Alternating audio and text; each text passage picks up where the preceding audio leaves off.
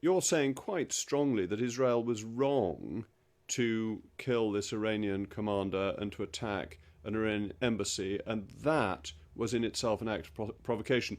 Do you feel that was justified by the attacks by Hamas in October?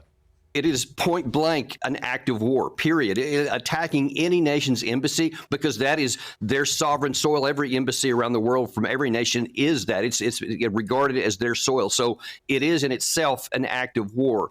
And look, we also have to be honest about this.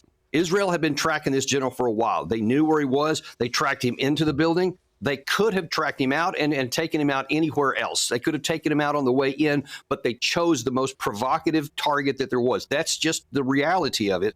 And that's, I think, probably designed to get a response out of Iran.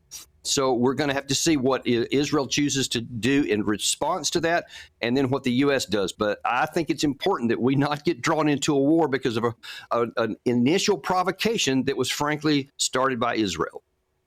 I absolutely get that, but there are these proxy wars going on, of which this is one, and Israel, to an extent, is the proxy for the West. Hamas has been the proxy for Iran and other associated forces. Is this just it coming together as the reality of a conflict that has been fought by proxies? Well, without question, you're correct. That's exactly what has been going on.